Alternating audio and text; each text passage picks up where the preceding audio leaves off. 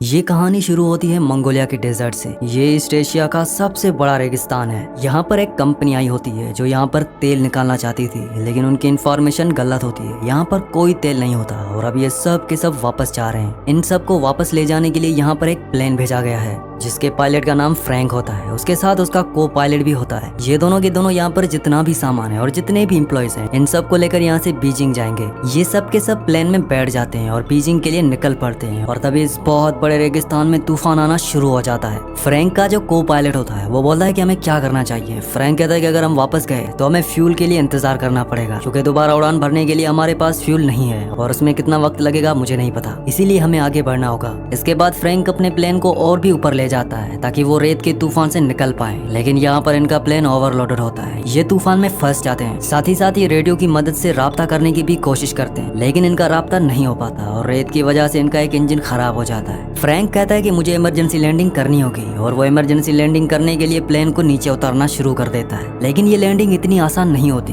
क्योंकि आगे उसे कुछ भी नहीं दिख रहा होता और जैसे ही प्लेन और नीचे उतरता है तो उनके प्लेन का पिछला हिस्सा एक चट्टान से टकराता है, जिस वजह से पीछे का दरवाजा खुल जाता है। इनमें से एक पैसेंजर उड़ जाता है और उसकी मौत हो जाती है। और अब इनका प्लेन रेगिस्तान में घिसटता हुआ आगे तक जाता है और जब प्लेन रुकता है तो ये देखते हैं कि प्लेन में 2 पैसेंजर्स और मर चुके होते हैं, लेकिन अभी भी ये बाहर नहीं जा सकते क्योंकि बाहर तूफान चल रहा है। और जब तूफान थमता है तो ये दिखाया जाता है कि इनका पूरा प्लेन रेत के अंदर दफन हो चुका है। लेकिन कुछ ही घंटों के बाद रेत वहाँ से खुद ही उड़ जाती है और इनका प्लेन एक बार फिर से विजिबल हो जाता है। ये सब के सब बाहर आते हैं और अपने खाने की सप्लाई चेक करते हैं और इन्हें पता चलता है कि इनके पास 1 महीने के खाने और पीने की सप्लाई है। इन्हीं में से एक आदमी होता है, वो कहता है कि मैं चलकर यहाँ से बाहर निकल जाऊंगा। दरअसल इन्हें यहाँ से बाहर निकलने के लिए 200 माइल का सफर करना होगा, क्योंकि अब ये मंगोलिया में नहीं बल्कि चाइना में कहीं है। लेकिन इन्हें अपनी एग्जैक्ट पोजीशन नहीं पता होती और ना ही इनका रेडियो काम कर रहा होता है। वो आदमी तो यहाँ से चलकर निकलना चाहता है। वो कहता है कि मैंने मैराथन किया है, मैंने हाइकिंग ट्रैकिंग की है, मैं यहाँ से जा सकता हूँ। उसे बताया जाता है कि ये जुलाई का महीना है और रेगिस्तान में जुलाई का महीना सबसे गर्म होता है। अगर आप 1 गिलास पानी पियोगे तो कुछ ही मिनटों में तुम्हारे जिस्म में पसीना बनकर 10 गिलास पानी निकल जाएगा। वो कहता है कि मैं सिर्फ रात को सफर करूंगा। उसे बताया जाता है कि लेकिन तुम्हें रास्ता पता नहीं चलेगा, क्योंकि यहाँ पर जो पहाड़ियाँ हैं वो मैग्नेटिक है और तुम्हारा कंपास कभी भी काम नहीं करेगा, इसीलिए तुम गोल गोल घूमकर बार बार एक ही जगह पर आ जाओगे।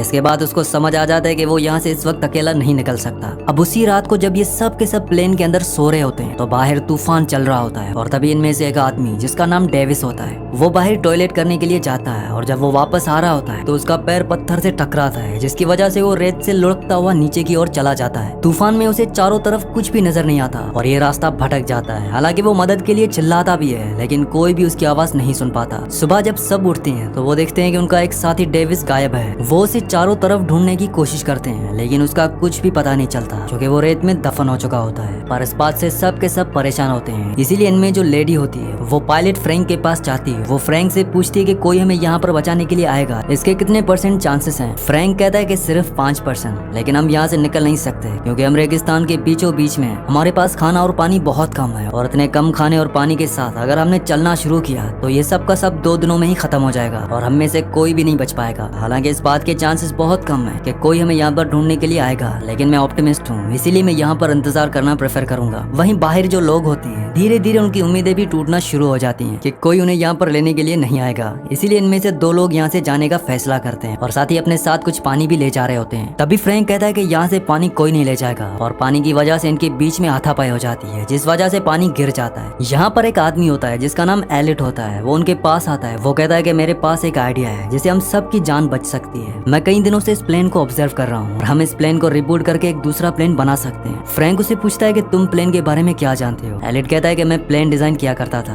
दरअसल एलिट के बारे में कोई भी ज्यादा नहीं जानता था क्योंकि वो उस कंपनी के साथ काम नहीं करता था जो मंगोलिया में तेल निकाल रही थी। वो एक दिन वहाँ पर आयरोस के बाद से पिछले 2 सालों से उन्हीं के साथ था। यहाँ पर एलिट के बारे में जानने के बाद सब शॉक होते हैं, लेकिन साथ ही साथ अब उनके अंदर एक उम्मीद भी है और वो सब तैयार हो जाते हैं कि वो इस प्लेन को रिबिल्ड करेंगे। लेकिन फ्रैंक उनकी बातों से एग्री नहीं होता। वो कहता है कि ऐसा नहीं हो सकता। वो उसके लिए साफ साफ मना कर देता है और अगली सुबह इनमें से एक जिसका नाम जेम्स होता है वो यहाँ से निकल जाता है। तब यहाँ पर जो लेडी होती है वो उसे ढूंढने के लिए जा रही होती है। फ्रैंक उसे रोकता है। वो कहता है कि मैं जाऊंगा और फ्रैंक उसे ढूंढने के लिए निकल पड़ता है। वो उस पहाड़ी तक पहुंच जाता है जहाँ पर इनके प्लेन का एक पिछला हिस्सा टकराया था और प्लेन से जो आदमी गिर गया था उस आदमी की लाश अभी भी वहाँ पर होती है, पर उसके जिस्म पर उसके कपड़े नहीं होते। वहाँ पर कुछ गोलियों के कवर भी होते हैं। ये देखकर फ्रैंक पूरी तरह से हैरान हो जाता है और तभी वहाँ पर जेम्स आता है। जेम्स कहता है कि हमसे पहले यहाँ पर कोई आ चुका है। मैं यहाँ पर अपनी घड़ी लेने के लिए आया था जो इस आदमी से पोकर में हार गया था, पर अब इसके हाथ में वो घड़ी नहीं है। इसीलिए ये समझ जाते हैं कि यहाँ पर रेगिस्तान के स्मगलर्स आए थे जो उनके साथी के हाथ से घड़ी ले गए। साथ ही साथ यहाँ पर गोलियों के कवर्स भी होते हैं क्योंकि उन लुटेरों ने इनके साथी के जिस्म पर अपनी गोलियां चलाकर निशानेबाजी की प्रैक्टिस की होती है। फ्रैंक जेम्स से वापस चलने के लिए कहता है लेकिन जेम्स मना कर देता है। वो कहता है कि तुम दोबारा प्लान क्यों नहीं बनाना चाहते। फ्रैंक कहता है कि वो इसलिए क्योंकि मैं उन्हें झूठी उम्मीदें नहीं देना चाहता,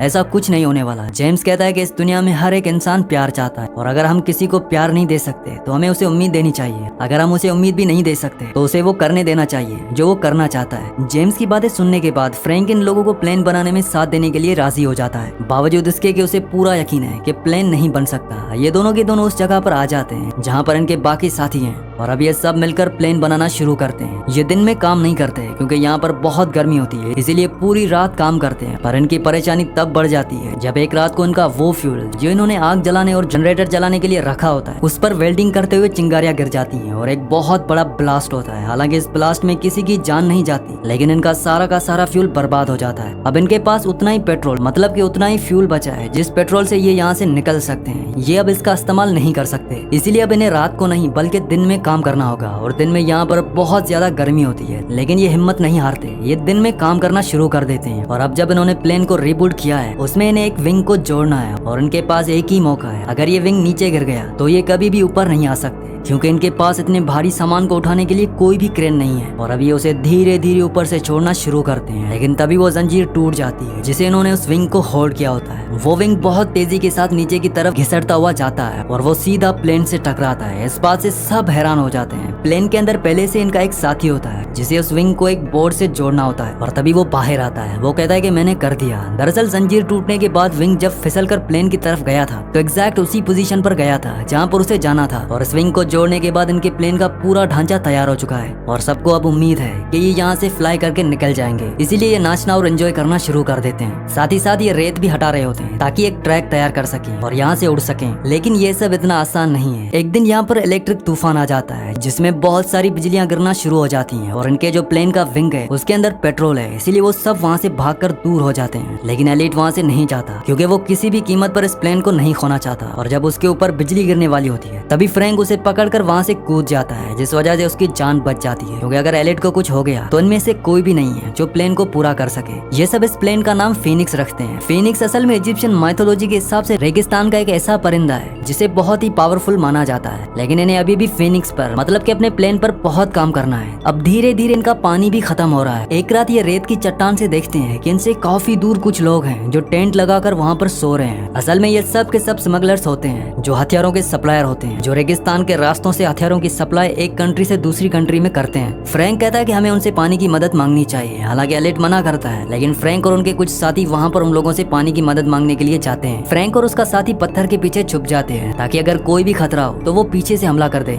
इनके पास गन भी होती है और जब वो उन स्मगलर से पानी की मदद मांगते हैं तो उनमें से एक आदमी इन्हीं के एक आदमी पर गोली चला देता है। फ्रैंक और उसका जो साथी होता है वो पीछे से उन पर गोलियां चलाते हैं और उनके आदमियों को मार देते हैं, लेकिन एक स्मगलर वहाँ से भागने में कामयाब हो जाता है। हालांकि फ्रैंक के पास मौका था उसे पीछे से गोली मारने का, लेकिन वो गोली नहीं चलाता क्योंकि वो खूनी नहीं है। यहाँ पर जेम्स इन मरे हुए स्मगलर्स में से एक स्मगलर का हाथ में वो अपनी घड़ी देखता है जो उसके उस दोस्त के पास थी जिसकी प्लेन से गिरकर मौत हो गई थी। मतलब कि ये वही स्मगलर्स हैं जो पहले भी यहाँ पर आ चुके थे और इन्हीं स्मगलर्स ने इनके मरे हुए साथी के ऊपर गोलियां चलाई थी। मतलब कि ये बहुत ही खतरनाक स्मगलर्स थे। इनमें से एक स्मगलर बच जाता है, वो जख्मी होता है और ये सब उसे अपने प्लेन के पास लेकर आते हैं। हालांकि कुछ लोग चाहते हैं कि इसे मार दिया जाए क्योंकि इसने इनके साथी को मारा है, लेकिन फ्रैंक ऐसा करने से मना करता है और सबके बीच में आर्ग्यूमेंट हो रहे होते हैं। तभी एलिट उसे गोली मार देता है जिस वजह से फ्रैंक और एलिट के बीच में आर्ग्यूमेंट्स होना शुरू हो जाते हैं। एलिट फ्रैंक को ब्लेम करता है, वो कहता है कि तुम पायलट थे, तुम्हारी वजह से हम यहाँ पर फंसे और तुम्हारी वजह से हमारे एक साथी की जान गई क्योंकि मैंने मना किया था, फिर भी तुम वहाँ पर गए। और इस बात से फ्रैंक को गुस्सा आ जाता है, वो एलिट को एक पंच मारता है और अब एलिट इन सब से नाराज हो जाता है क्योंकि उसकी ईगो हर्ट हो जाती है। वो कहता है कि मैं प्लेन नहीं बनाऊंगा, मुझे जितना काम करना था मैंने कर लिया, मैं यहाँ पर 10 लोगों के बराबर काम करता हूँ और तुम सब आराम करते हो। कैली यहाँ पर उसके पास आती है और वो उसे कहती कहती है कि तुम्हारे बिना हम इस प्लेन को नहीं बना सकते, हमें तुम्हारी जरूरत है। वो कहता है कि सब अगर मुझे रिक्वेस्ट करेंगे तभी मैं प्लेन को बनाऊंगा, और सबको उसे रिक्वेस्ट करनी पड़ती है, यहाँ तक कि फ्रैंक को भी। फ्रैंक कहता है कि तुम यहाँ के बॉस हो,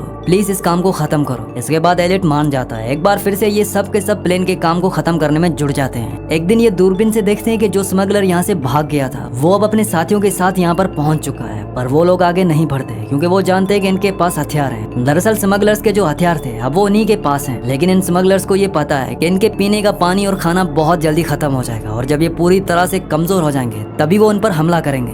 वहीं अब ये और भी ज्यादा जोरों शोरों से अपना काम करना शुरू कर देते हैं और इनका काम खत्म हो जाता है। और तभी फ्रैंक को एक मैगजीन मिलती है, इसमें कई सारे प्लेन्स के मॉडल होते हैं, और इन्हीं मॉडल्स को देखकर एलियट ने इस प्लेन का मॉडल बनाया होता है। और यहाँ पर यह सबको पता चलता है कि एलियट जो प्लेन्स बनाता था दरअसल वो बच्चों के प्लेन्स थे, वो छोटे छोटे मॉडल्स बनाया करता था। हालांकि वो उड़ने वाले होते थे, लेकिन आज तक कभी भी उसने एक बड़ा प्लेन नहीं बनाया। इस बात से सबको गुस्सा आ जाता है, खास तौर पर अयान को। वो एलियट के सर पर गन तान देता है। वो कहता है कि इतने हफ्तों से तुम हमें बेवकूफ बना रहे हो, ये प्लेन कभी नहीं उड़ने वाला, क्योंकि तुमने आज से पहले कभी भी उड़ने वाला इतना बड़ा प्लेन नहीं बनाया। लेकिन एलियट को पूरा यकीन होता है। वो कहता है कि ये प्लेन उड़ेगा। हालांकि हम छोटे प्लेन्स बनाया करते थे, लेकिन वो रिमोट कंट्रोल वाले हुआ करते थे, उनमें बैलेंस की ज्यादा जरूरत होती है। फ्रैंक अयान को रोक देता है और तभी यहाँ पर तूफान आना शुरू हो जाता है। और जब हवाएं तेज होती हैं तो जो प्लेन इन्होंने इतने हफ्तों की मेहनत से बनाया होता है वो हवा में अपने आप ही हल्का हल्का उठना शुरू हो जाता है। और ये देखकर सब समझ जाते हैं कि ये प्लेन उड़ेगा। उनके दिल में जो उम्मीद खत्म हो चुकी थी एक बार फिर से वो जाग उठती है, लेकिन ये रेगिस्तान का तूफान होता है, जिस वजह से प्लेन पूरी तरह से रेत में ढक जाता है। तूफान खत्म होने के बाद सब के सब हताश हो जाते हैं, क्योंकि इन्हें अभी भी यकीन नहीं है कि ये प्लेन इन सबको लेकर यहाँ से उड़ सकता है। लेकिन फ्रैंक कहता है कि हम सब ने इसे मेहनत से बनाया है और इसे हम यहाँ से उड़ा कर ले जाएंगे। ये सब के सब प्लेन को रेत से निकालते हैं और खींचते हुए उस जगह पर ले जाते हैं जहाँ पर रेत नहीं होती। इसके बाद ये प्लेन को स्टार्ट करते हैं। प्लेन स्टार्ट होता है लेकिन जल्दी बंद हो जाता है। ये कई बार ट्राई करते हैं और फाइनली इनका प्लेन स्टार्ट हो जाता है। प्लेन के इंजन की आवाज सुनकर जो स्मगलर्स होते हैं वो उनकी तरफ आने लगते हैं। वो घोड़ों पर अपनी गन्स लेकर इन्हें मारने के लिए इनकी तरफ आ रहे होते हैं। ये सब के सब प्लेन के ऊपर चढ़ जाते हैं और विंग के साथ लटक जाते हैं। दरअसल इनके प्लेन का डिजाइन ऐसा होता है कि उसके अंदर बैठने के लिए किसी के लिए कोई भी जगह नहीं होती। उन्होंने एक बहुत बड़े हवाई जहाज से एक छोटा प्लेन बनाया है और अब इनका प्लेन रनवे पर आगे बढ़ना शुरू हो जाता है। पीछे से स्मगलर्स इन पर लगातार गोलियां चला रहे होते हैं, लेकिन इनमें से किसी को भी गोली नहीं लगती और तभी इनका रनवे खत्म हो जाता है। स्मगलर्स को लगता है कि ये सब मारे गए हैं, लेकिन अगले पल ही इनका फिनिक्स उस खाई से उड़ता है और वो आसमान में उड़ना शुरू कर देता है। ये सब के सब इससे बहुत खुश हो जाते हैं, क्योंकि इतने हफ्तों से जो उन्होंने मेहनत की थी वो मेहनत इनकी कामयाब हो चुकी है। और इस तरह से ये सब मौत के मुंह से, खतरनाक रेगिस्तान से जहाँ से निकलना नामुमकिन है, वहाँ से निकल जाते हैं। और लास्ट में हमें इन सब की फोटोज दिखाई जाती है। ये सब के सब अपनी फैमिली के साथ अपने काम में खुश हैं। फ्रैंक और उसका को पायलट अपनी खुद की एयरलाइंस खोल लेते हैं, जिसका नाम वो फिनिक्स रखते हैं। और एलियट की फोटो एक मैगजीन में छपती है, जिसमें क्वेश्चन मार्क के साथ लिखा होता है नासा की नई उम्मीद, मतलब कि वो अब नासा के लिए काम करता है। इसी के साथ इस मूवी का एंड हो जाता है। अगली कहानी आप किस मूवी पर सुनना चाहते हैं मुझे नीचे कमेंट्स में जरूर बताना। और अगर ये वीडियो आपको पसंद आई हो तो इस वीडियो को लाइक कर देना, और मजीद ऐसी वीडियोस देखना चाहते हो तो इस चैनल को सब्सक्राइब लाजमी से कर दें।